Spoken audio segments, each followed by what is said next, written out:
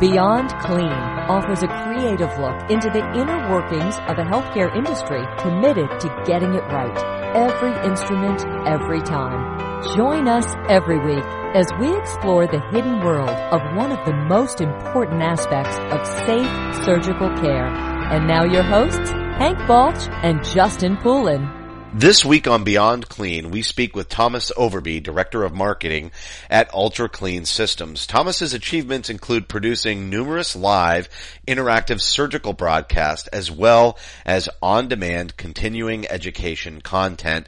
And I'll tell you, Hank, I know we're going to get some in-depth information on the ultrasonic cleaning process, but also a really cool game of reprocessing department challenge that Ultra Clean Systems has put together that I think is really exciting. And then finally, the nerd in me will have a chance to dive into social media and some of the podcasting or other forms of media like our show here today that he's taken just to a whole nother level. That's right. I think we got another great guest and episode on our hands. As you said, one of the things that I'm most excited about to hear from him is this game of reprocessing that they're throwing out for departments across the country, ultimately culminating in what I think is a very cool recognition, but I'm not going to steal Tom's thunder, so we'll wait to get him on the call. Well, and speaking of social media, now we have everything set up, so we want to let our listeners know how they can interact with us. You can follow Beyond Clean on Twitter. Just follow at Beyond Clean Info. There's a Facebook page, which is facebook.com/Beyond Clean Podcast.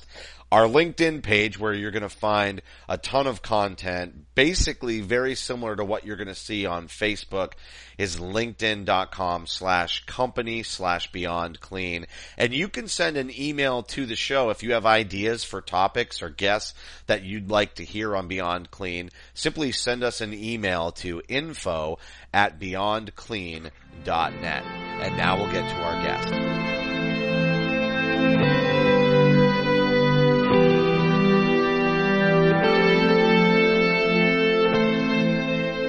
Speaking with Tom Overbey, Director of Marketing at Ultra Clean Systems. Tom, thanks very much for coming on Beyond Clean with Hank and myself. Hey, pleasure to be here. Thanks for inviting me on. Let's get a little bit of an introduction, not only to yourself, but also specifically around ultrasonic cleaning. I think we can just set the table here. And for those folks that are listening to the show, maybe just describe what ultrasonic cleaning is and how it has become such a central force in the sterile processing workflow. Yeah, great, Justin, Hank. Love to respond to that. That's a very good question. So the basis of ultrasonic cleaning that's used for medical devices is through a science known as cavitation. And really, we see this all the time in nature, in the world around us, and actually might not even be aware of it. A simple case might be a propeller on a boat underwater. When it propels the boat forward as the propeller spins, you may notice a series of gaseous bubbles that are coming up from the water, whereas there wasn't any appearance of any bubbles submerged underwater. And those bubbles actually are formed when the propeller turns. It actually kind of helps to propel the boat in a certain perspective. But this process does really only occur in water pretty much, and that's why we use water when we clean instruments in a ultrasonic cleaning system. So cavitation occurs, this process of ultrasonic cavitation occurs through a change in pressure that's brought about through the sonic transducers that are engineered into the machine. And these are devices that produces this energy very similar to the form of, let me use the analogy of a speaker. There's woofers that play low-end sound, and then there's tweeters that play the higher-end sound, like for instruments such as piccolos and stringed instruments like violins. And if you go from low to high to extremely, extremely high, you get into the area of sound that we really can't hear. That's the very high frequency areas that cavitation is occurring through these devices called transducers. Okay, so that's the energy that's creating this potential for us to clean surgical instruments. As this energy is produced, very tiny bubbles of water vapor are formed, and this is interesting due to the fact that there's these pressure changes. The bubbles don't explode outwardly, but rather they implode.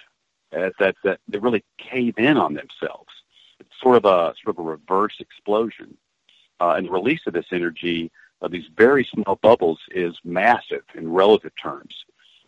Check this out. So, like when these bubbles implode, they can create instantaneous increases in temperature just immediately around the bubbles to well over 7,000 degrees Fahrenheit. I mean, that's incredible. Now, of course, this would get crazy out of hand if this temperature were to sustain. Obviously, it would melt the equipment and everything around it. So these are just very extremely short bursts of very instantaneous temperature changes. So thus, the fact that these bubbles are imploding with these temperature changes is evidence that these are very powerful little energy bursts. And so it's also noted, too, that because of this process, due to friction and these implosions, the water temperature actually increases slightly in the ultrasonic basins. So you can just consider that that's part of the process. But in another perspective, take, for example, there's this shrimp called the pistol shrimp, and it's through cavitation that this little critter attacks its prey. With the snap of a claw, it renders its prey stunned and unable to escape its fate. And this is a result of cavitation. Interestingly, the use of cavitation energy can also be used to generate minute incisions on target cancer cells. I mean, that's unprecedented.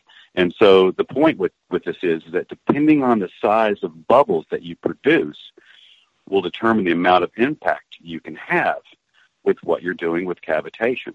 So with a cleaning system that generates bubbles, say, too large or very large, you can clearly do damage to surgical instruments, like the case of the pistol shrimp. On the other hand, bubbles that are small or too small, they can small enough they can get into tinier spaces. But if they're too small, they will not have much of an effect on cleaning, or it would certainly take an unprecedented amount of time to have a cleaning effect on instruments. So with all of this, it relates to a very massive amount of energy in a very small, very short time-related way to affect cleaning on surgical instruments. And so it is with the proper balance in bubble size that makes an effective use of cavitation on surgical instruments. Tom, that was a terrific description, riveting, if you will. I feel like I was watching a National Geographic focus on ultrasonic technology. So helpful. Thank you for going into that for us. No problem. Before we move on from that, I know something that I discovered just in research through the years, because I was a frontline technician, trying to find out for myself what is this technology that we're using in decontam, that we're not the only industry that uses ultrasonic cleaners. I saw a YouTube video once that I believe was in an auto part or a mechanic context where they put a dirty auto part in an ultrasonic cleaner and the grease just floats away. Are you familiar with any other industries that utilize this technology? Well, yes, there is a good use for it, and that actually parlays very nice now as the recording of this show. We have the unfortunate events that have been unfolding with regards to Harvey. And after the cleanup, for whatever belongings that can be salvaged, there's actually fire and smoke and other kinds of restoration services that are used to clean, devices, not medical devices related at all, and it could be household goods, and they're used in ultrasonic cleaning systems. There is actually, if you use the right effluent in the basin, you can, other than water, you can actually immerse an entire computer in this solution. Of course, again, we've got to be careful of the type of energy how much energy we actually use. We could, certainly do more damage than good.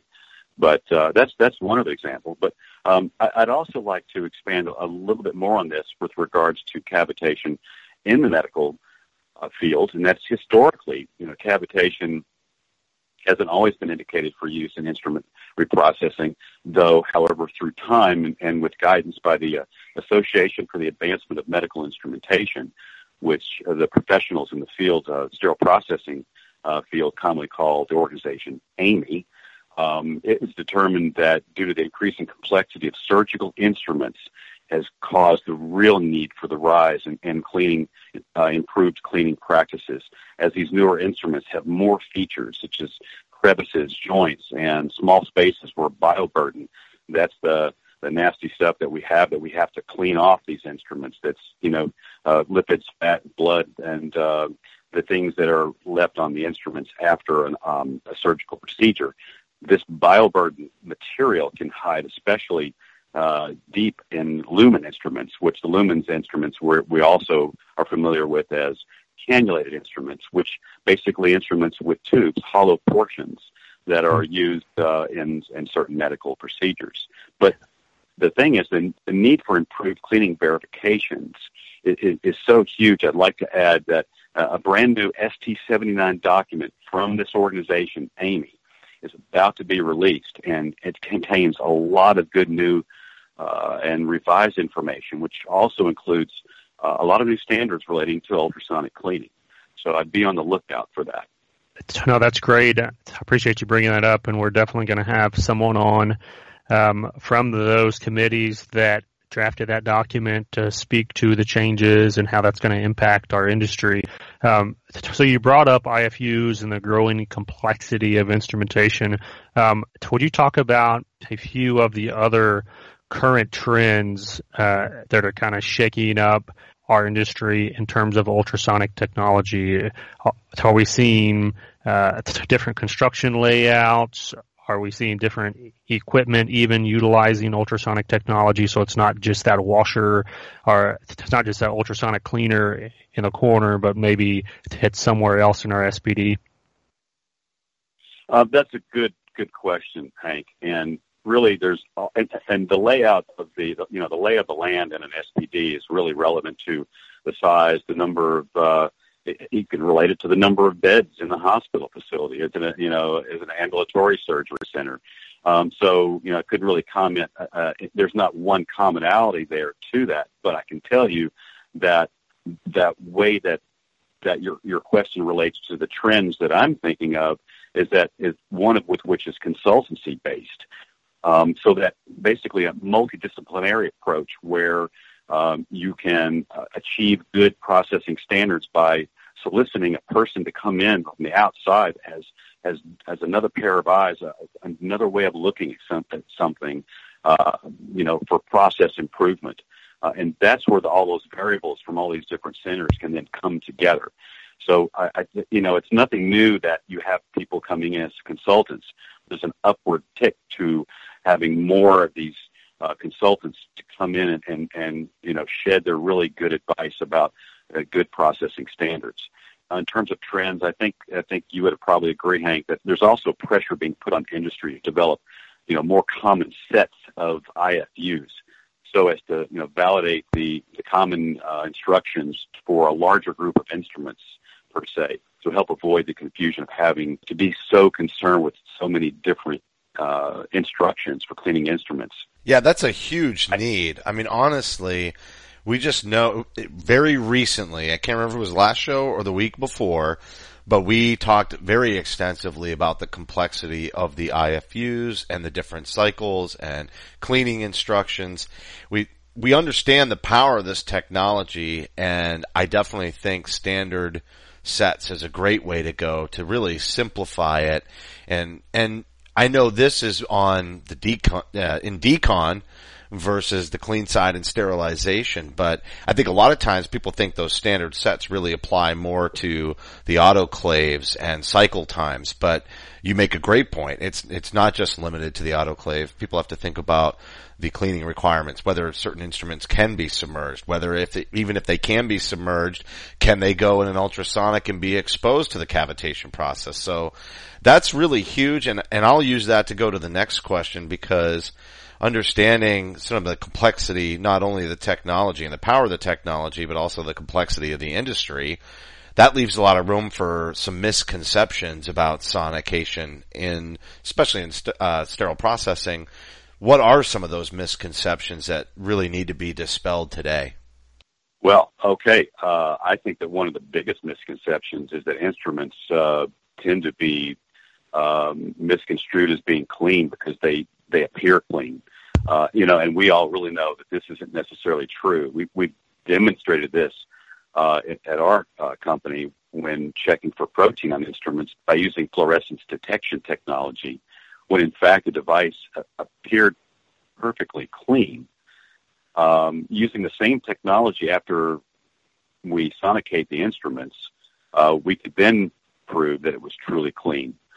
So there are so many times that, under a time crunch that ultrasonic cleaning, the ultrasonic cleaning step may be skipped because the instruments look visually clean.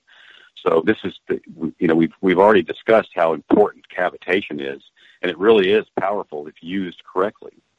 So we just want to make sure that people just don't skip this step because they think that it's just a machine that just kind of sits in a bath of water and makes a hissing sound. It's actually doing good work.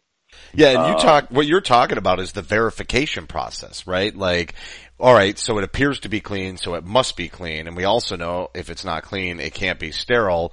So there's a whole cycle there, but just because it looks clean, to your point, you need to verify that it's clean. And we're seeing more and more of these verification standards, and one that I want to talk to you about is aluminum foil, because I know a lot of people were taught, hey, you can put the aluminum foil in the ultrasonic to verify that the cavitation process is doing its job, but now there's a lot of other mechanisms and checks, ultrasonic wash checks, etc., to help validate that process. Is aluminum foil still an acceptable way to validate that the ultrasonic cleaner is working properly? Well, that's a very good question, Justin, and I will have to tell you that first off, no test. If you're not doing any testing at all, then that's the worst. That's the worst thing you could possibly do. You still need to do these verifications, and that's protocol and AAMI standards. You need to verify your cleaning processes. So, in my opinion, using a foil test is, of course, better than nothing. And there are protocols and ways of determining whether or not you have a pass-fail, if you will, with the foil. The main thing you're trying to achieve is to show, of course, cavitation, but the effects on the foil, the pitting effects that occur. And if your foil is actually pitting, then you actually have cavitation. Because otherwise you can't really see the effect. I sort of liken it to the infrared spectrum. You can't really see infrared light, but we're bombarded with these rays all the time, and you don't really see the effects directly from them. So having a foil test as a check for just making sure that you have cavitation energy in the basin happening, I think is a very valid thing. Otherwise, other devices like having a probe to actually measure cavitation is one approach, other than the couple of verification tests, like you mentioned, wash checks that are also indicated in the AAMI standards. But also, while we're on the topic of misconceptions, I want to just kind of interject real quick that with regards to this topic is that of cleaning lumens. They also need to be very properly connected to the flush ports of the system to really get those instruments clean and safe for reuse. So I think there's it's not that so much as a misconception, but maybe that just knowing knowledge and good practices that these instruments are connected, solidly connected for great transference of effluent through these lumens is really critical. Yeah, Tom, that's a great point, and it kind of leads into what I wanted to make sure we had an opportunity to cover in this first section, from the perspective of a sterile processing or operating room leader who is evaluating quotes perhaps for a new ultrasonic cleaner in their department. Obviously, the price ranges for these can go from a very low introductory level all the way up maybe to the Rolls-Royce model of ultrasonic cleaners. Mm-hmm. Can you talk for us briefly what the difference is between those models? What do the bells and whistles actually add? Even to your point, about the lumen connectors, what is that a leader who's making the decision actually paying for when they shell out a couple of extra $1,000 to get the next model up? Right. I have two answers. One very, very short, and that is determined on throughput. Really, the needs that get these instruments through this sterile processing department and out back in ready for reuse is game number one. And I think we all know this. And unfortunately, there's too much pressure sometimes for all these folks that are in the trenches, day in and day out, getting these instruments through. It should be key to the managers to buy the right size of machine and maybe even the right numbers, the quantities of machines based on larger facilities. Ultrasonic systems can, vary widely with respect to the size and the type of facility, along with their instrument, throughput capabilities. So I look at it as there's basically three classes of systems in the medical field. And the first is the smallest, and they're typically used in the dental industry. All right, there's still cavitation going on, and they get those instruments clean. For example, they cost, from several $100s to a few $1,000. And that's even relevant to how big a dental practice is. But the next size up, more along the lines of what we're used to working with, in hospital facilities and such, is the tabletop models on the low end of the scale, and they're typically beneficial for smaller facilities, ambulatory surgery centers. And they typically start right around $10K and 10K price point, and they'll top out around $30K, maybe a little under. A larger class of systems, though, are I consider them as floor models, much more robust. These systems can process a much larger number of instruments in a single run, and they're most suitable as such for these bigger facilities. Some large facilities have a need, like I mentioned a moment ago, maybe a higher quantity than one. They might need more than one or two. And in some cases, some of the facilities that we've recommended, a particular floor model that we make has twin independently operable basins that can double up on capacity. Mm-hmm. In any event, the price range for these larger systems with more throughput can range widely from $20K on up to well over $100,000, or well over in the $100,000 range.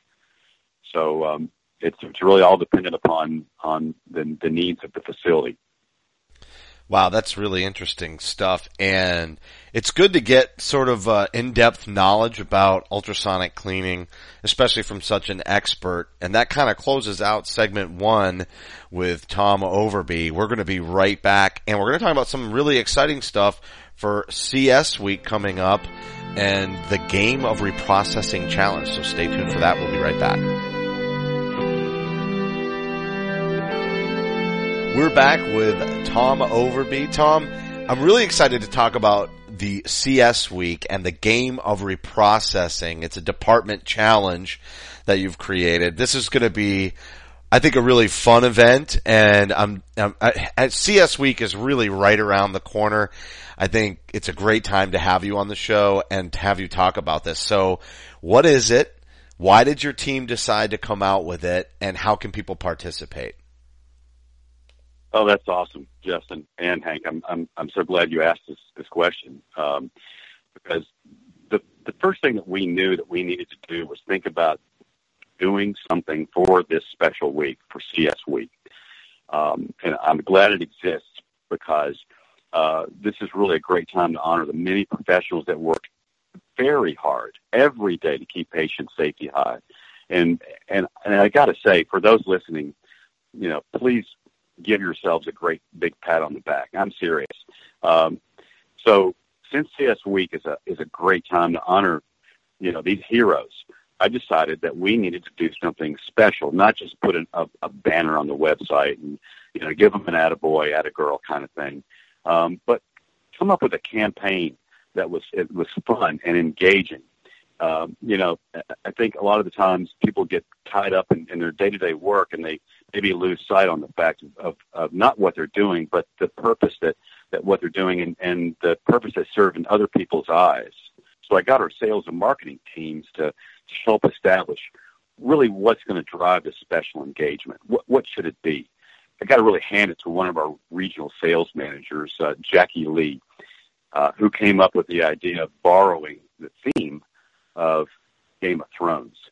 And so we immediately decided to go with that and developed a campaign around that metaphor, basically, that we will elect a select sterile processing department to sit on the throne, if you will, in an effort to fight this nasty war on bioburden. So I think it's perfect and appropriate to sort of metaphorically, bring this together. So as we said, that it's hereby decreed that winter is coming and war is raging. And so there's this outright war on bioburden, war on infection, and you, our sterile processing professionals, are our greatest defense. So with all the continued efforts that these folks are doing to help win this war, we want to recognize them. And so that's how we decided to develop out this campaign. Yeah, Tom, as Justin said, such a cool idea and a great perspective, as you described, to recognize these folks, and in particular these teams. I like to say in my presentation to groups, there is no such thing as a lone ranger in sterile processing. No matter where you are in the department or in the workflow, there's someone who has been before you in the workflow, and there's someone who's coming after you, even if it's the technician and the operating room nurse at the back end with the patient. There is a continual circle of trust that comes in there and teamwork that comes through. So when a department succeeds, it is truly the department. So it's very cool that you've chosen to recognize that through this challenge. And I want to highlight for our listeners, there's awards are coming out, but I want to make sure everyone knows what they're going to be winning. So the best entry is going to receive a custom wall plaque, and a particular individual on that team will be granted a scholarship to attend the ISHM 28 conference plus a $500 expense assistance. Now, Tommy, that's right. All by itself is awesome, but wait, there's more. The second facility will receive a custom wall plaque, and another individual will get another scholarship to the ISHM conference. How cool is that? Yeah, that's great. And so that we just make the announcement for people to proclaim their dedication to their departments. We'll evaluate their responses as they come in, how they demonstrate leadership, how they put their best foot forward, if you will, in terms of how they perceive what they do as being the best and best in class. So what we decided to do is to come up with a few themes that they can enter this contest with, and they don't have to enter in by any named theme, but to make it easier, we came up with, for example, the Game of Heroes, and we state that you all are heroes in the challenges that you face each day, but what really makes you most suitable for this challenge? What one thing that makes you stand out in your opinion? And then there's also the House of CS. We all band together in this war on bioburden. But what differentiates your house of central service? Again, what are some of the distinguishing factors? Epic new challenges. what makes your department the leader in what you do? What ways do you overcome challenge and adversity within your department? So we'll gather these responses up. They need to be 100 words to 250 words. So I hope everybody gives it some good thought.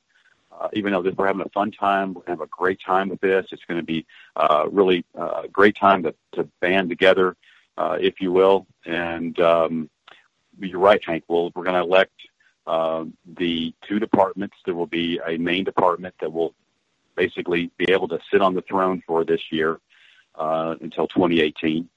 And then the other department, the runner-up department, if you will, we will use all the criteria to make the best determination. But to pick the people that we're going to honor a scholarship with, we're going to interview the managers of these two departments to make the best determination. We're not just going to, this is going to be, a pretty serious, it's not going to be a guess or just a random pick. We're going to use some good drill down information about really who deserves to go. Is it something that somebody that really wants to go and unfortunately hasn't been able to go, somebody that really demonstrates good skills, leadership skills? We're not opposed to electing somebody to go that's already been to Isham, but somebody perhaps that's been several times. We'd rather give it to somebody that hasn't had a chance to go. So we'll factor that in amongst other good skills that are exhibited by these folks that are going to win this scholarships. Well, yeah, that's great. And that's one of the things that this challenge is rewarding, obviously, not only the winning the war on bioburden, but also rewarding those folks who go out of their way to make the success of their team known. And I always preach that to my team, that with all the challenges that we do have and all the struggles across our industry, it's so critical when you get those wins and when your team does drive on toward excellence, that you highlight that, not just yourself, but if there's someone in your department that's just doing a terrific job and they're being overlooked or maybe not recognized, this is a great opportunity to give them something big, as you said, not just an attaboy, but something that could change their entire perspective on an industry, especially if this is their first national conference. And I want to get your comment on that. So it's not a cash reward, it's not just a plaque, but you're specifically focusing in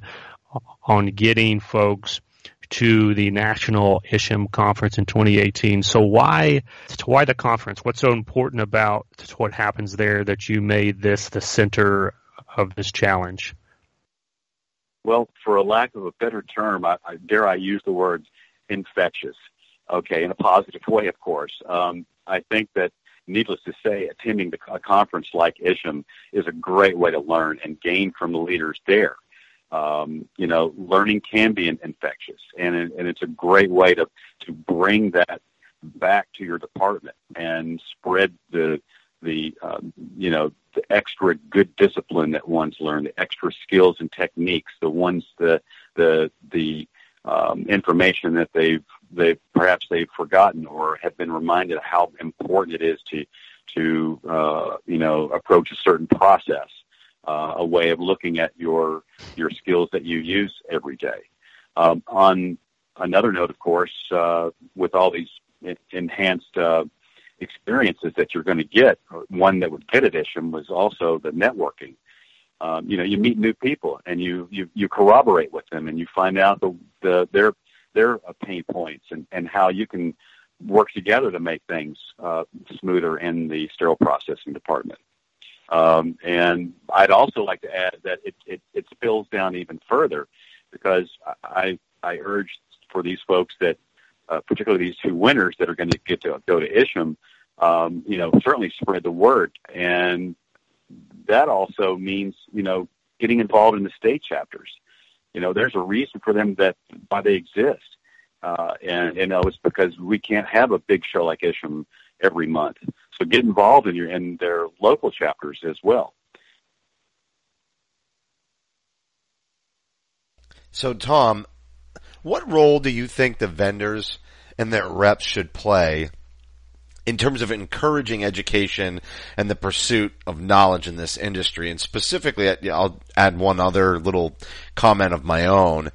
I know that a lot of times, because people work, I don't want to call them silos, but their facility is sort of a silo when you talk about getting involved in a statewide chapter. So they don't always know what's going on. They don't always hear what's happening professional networking wise or events around them. I think the vendors play a great role in bringing that information to the department technician and manager and supervisor. What other ways do you think that they should play a role in encouraging that education and just gaining additional knowledge in the middle of their busy days and weeks? Right. That's great, Justin, because knowledge is everything. As they say, knowledge is power. And really, this is what makes the whole process work so much better. Without this knowledge, we wouldn't be where we are now. We're still, gaining ground on this war on bioburden, if you will. My capacity with our company, Ultra Clean Systems, is I'm the director of marketing, but I make every effort to look at this in an unbiased fashion and try to bring knowledge to the forefront. I mean, if you're going to talk about marketing, marketing is education and education is marketing. But with the marketing component aside, I think industry itself should become much more supportive to the needs of sterile processing department professionals. It's not that it doesn't exist now, but I think that that more listening can be done so that an action in developing new equipment and new workflows can be materialized. Let's face it, with the growing complexity of instruments, the demand for faster turnaround time is only going to increase. I mean, if you think about it, with more sophisticated instruments, comes increased expense. And in turn, a facility may not acquire an abundance of these more complicated devices purely on cost. And so therefore, if you have less instruments because they're more expensive, then the needs for these instruments to be turned around is going to increase. They're going to need to turn these instruments around faster because there's less of them.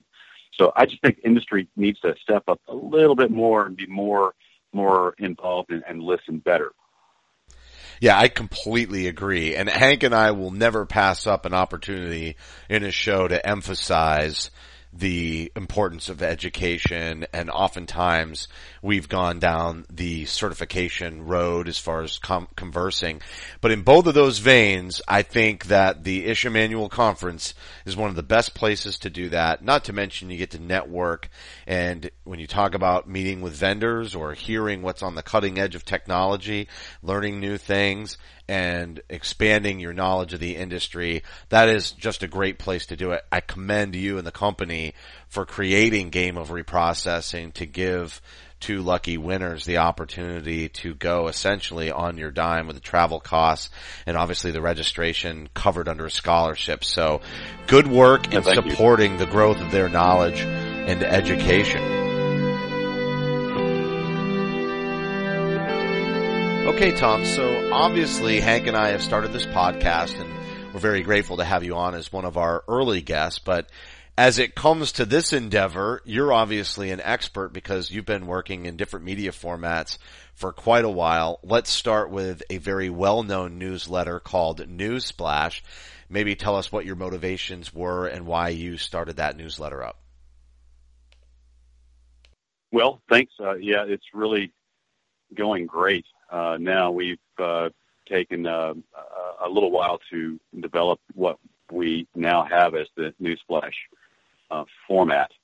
When I came on the company at UltraClean 4 years ago, one of the first things that I did is sit down with the folks there and say, hey, listen, we're a company. Yes, we're in business to sell. Yes, we get that. But what's the motive here? And we really need to focus on the people.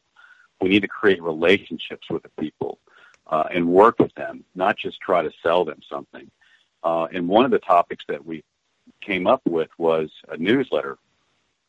So starting this year, we have our fully developed format of Newsflash, kind of like Newsflash, but Newsflash. And it basically is a newsletter focused for our sterile processing department folks. And it also stretches out into infection prevention as well.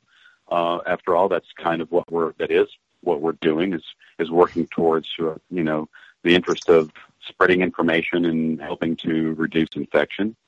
And so Newsflash became a weekly digital newsletter dedicated to providing useful information to these CS and IP professionals who strive to, keep patient safety high. Newsflash covers a variety of interesting topics that's related to sterile processing and infection control. But this is unique because it covers new medical technology, things that your sterile processing department and infection prevention person might not know about readily. But on top of all that, it's too easy to get trapped into spreading gloom and doom. When there's a endoscopic breakout of something bad that's happened, a bad event, everybody knows about it. We don't need to put it in their face again. So what we do is we, in order to avoid spreading gloom and doom, this is where we put these other stories in that are positive about advancements in the medical field. So, and we hope that you all will subscribe to it. It's the link to Newsflash is on our main menu on our website at ultracleansystems.com. It's a great reference. We have a mega calendar that enables you to keep up with all the ISHM chapters and all the national meeting information, as well as other conferences and seminars. They're all just a click away.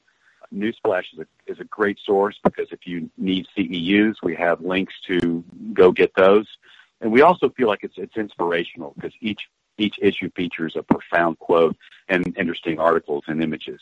So on top of all that, minimal advertising, we don't spam, and we don't pester you with tons of ads.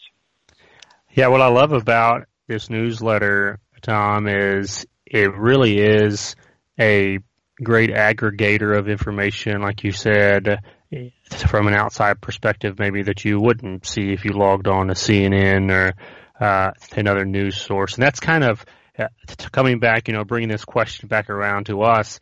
It's one of the reasons that we're stepping in to this media format in podcasting is because today there's not one good place to go to find everything that's going on in the sterile processing industry. It's still very segmented, and you can get vendor perspectives, you can get frontline perspectives, you can get conference perspectives, but it's hard to just get the news and events that's happening. But I think this Newsflash gets the closest that I have seen anyone come to sharing what's going on across the country with the mega calendar, like you said, and all the ISHM chapter meetings, but then also other conference meetings, providing those links to CEUs, and then just good news that is touching our little corner of the healthcare universe. So it's been an encouragement to us, even as we get going in our own podcast, for what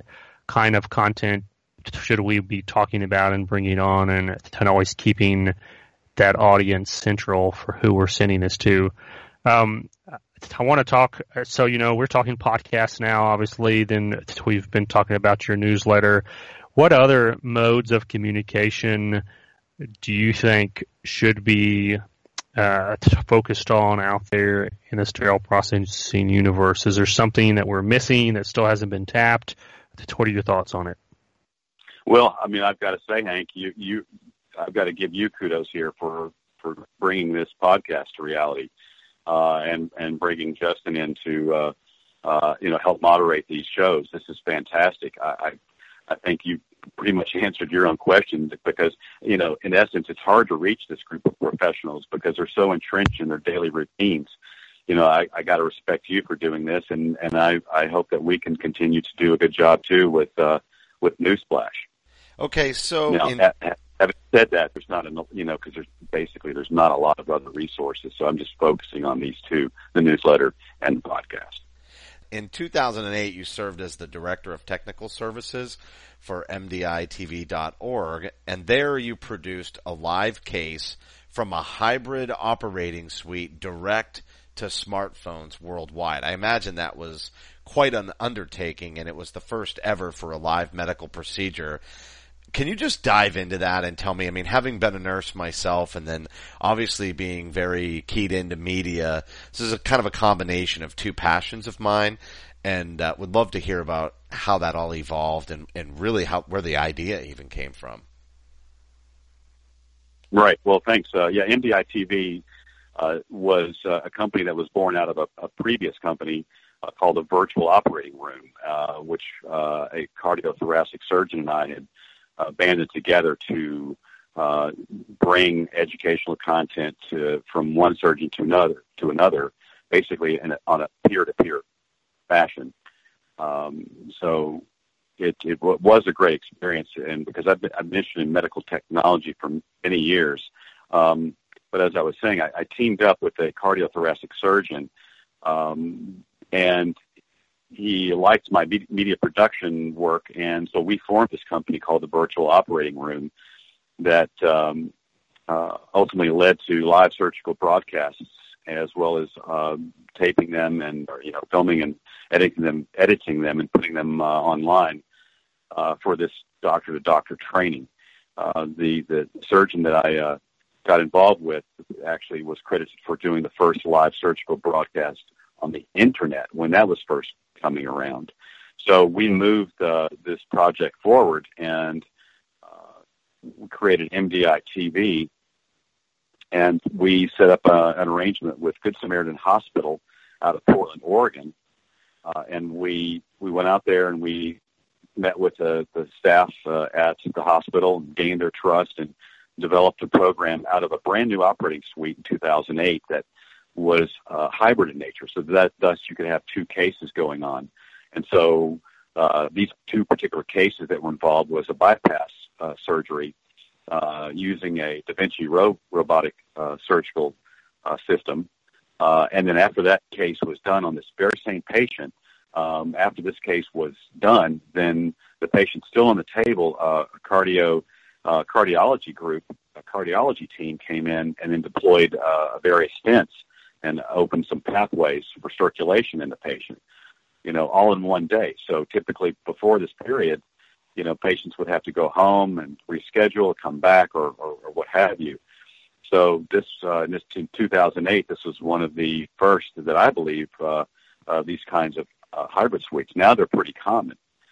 And so it was just an awesome experience. So it was basically the first time that it had ever been done, to my knowledge, to have this kind of procedure done live over the iPhone in particular.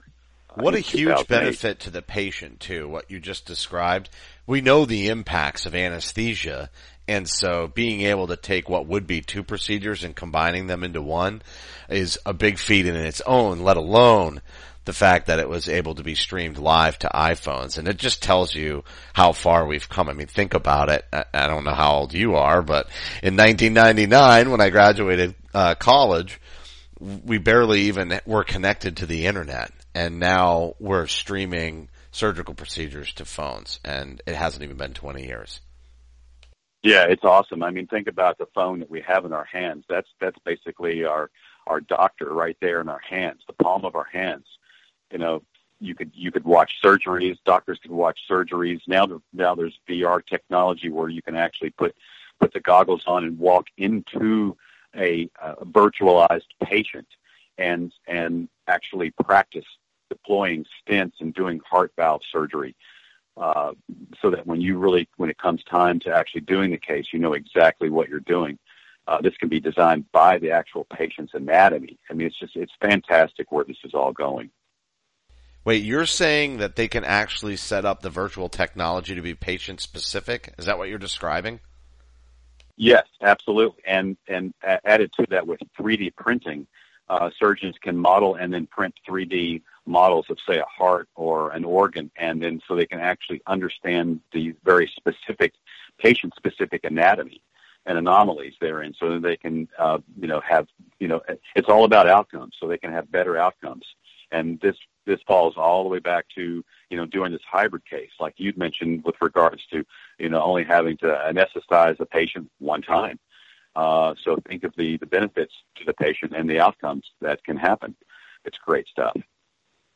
Yeah, I know there was a big push with the implants to be able to map them out so you wouldn't have to have so many different sizes that it would actually be customized to the patient. But the idea that you could prepare for a patient-specific surgery in a virtual reality world is really incredible. You have to think that that can improve patient outcomes. It's really exciting stuff. I appreciate you kind of going down that road with us as we wrap up the interview. Thank you, Tom. You've been a really awesome guest. Yeah, thank you. Appreciate it. My pleasure. Appreciate your encouragement for Hank and I for doing this podcast as well. So I know at one of the breaks we talked about topics already for a future show. So definitely we'll be reaching out to you and look forward to maybe diving into the world. I know you said you're trying to avoid spreading the doom and gloom, but at the same time there are legitimate concerns and they bring up some greater topics in the industry sometimes that, the doom and gloom can tie a lot of important discussions together. So we'll definitely look forward to having you on a future show again. Hey, that's awesome. And let's not forget, we can announce that October 11th during CS Week, that's when we're going to announce the two prominent sterile processing departments. And then sometime thereafter, a few days later, we'll be able to announce the actual winners that we're going to honor the scholarships to issue for. That's Thomas Overbey and talking about the game of reprocessing. Make sure you participate. Go to ultracleansystems.com to get information and sign up for Newsplash. I really like Tom's, obviously, being a little bit of a podcast geek myself for quite some time, talking about sort of social media and some of his marketing insights was really excellent. What I didn't know, and I have not subscribed to Newsplash, so I think I actually signed up while we were speaking with him to make sure that I start to receive that. And I looked at the mega calendar, and I did find my local chapter's upcoming annual conference at the end of September on there. What a nice resource to just have all that information in one place. I'm telling you, as I mentioned in the show, it is so difficult for folks who just want to get all the news in one place handed to them on a silver platter. And apart from this podcast, the next best place to go in the industry right now is those kinds of newsletters like Tom is putting out. And I know the first thing that I'm going to do when we get done with the show is go and Google pistol shrimp. I've got to see how that cavitation works in that little animal. I'm sold. That and just the temperatures that we discussed in segment 1 was really a surprise to me. I mean, I understood the power and I knew that you could have it too strong for equipment and then wind up damaging, plated surfaces, etc., coatings and whatnot. But I didn't realize that the temperature might be involved in some of that too, because what did he say? 7,000 degrees Fahrenheit? That's insane. Right. I know it doesn't hold long because obviously the water is able to dissipate that energy very quickly, but still, that seems pretty intense heat. Yeah, and I was glad that he brought up the distinctions between entry level, and I think he even talked about maybe the dental clinic quality ultrasonics, maybe tabletop, all the way up to the high level floor model, as he called them, that you can spend $100,000 plus to really get the level of throughput that a facility needs. And I was so glad that he brought up the point. Sometimes you may need more than one, and I hope that we can, as leaders, we can take that back to our administrators and say, listen, this is not just one of those things that we run into the ground because we use this one machine so much and then it causes a backup through the workflow. So it could mean that you need 2 or 3, depending on the size of your facility, and how many trays you need to push through. So it's a great perspective and hopefully something that our audience can take back and make a change if they need to. Yeah, and the thing that was really great about the newsletter and their focus not to get sucked into gloom and doom, and one way to do that was to put in positives such as advancements. The advancement that really impressed me was the VR technology where you can literally work on a patient virtually, and it's specifically their anatomy or if you have variations. I'm imagining when you get into a difficult case where a patient's had surgery multiple times before, you're not going in for the very first time, that's where that technology can be so useful. But also, speaking of positive news, what a great way, one of the awesome ways, I guess, to spread positivity is to do something that's fun. And the game of reprocessing, I think, sounds like a whole lot of fun, and definitely would encourage all of our listeners to get their name in the hat and really be thinking about the 3 different categories, not limited to, but the 3 different sort of games that they laid out for ways that departments can make their submission.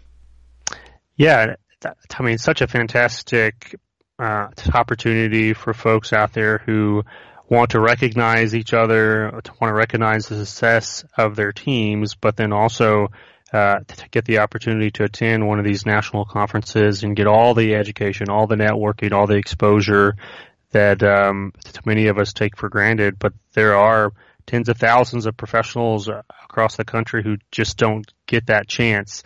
So very excited to bring somebody on the show to talk about putting that out there for folks who are going above and beyond.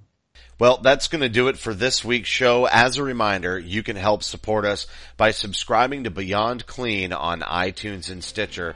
We'd certainly appreciate a rating and a review. Your feedback is important as we continue to just bring new content to you every single week. On behalf of Hank and myself, thank you for listening to another edition of Beyond Clean.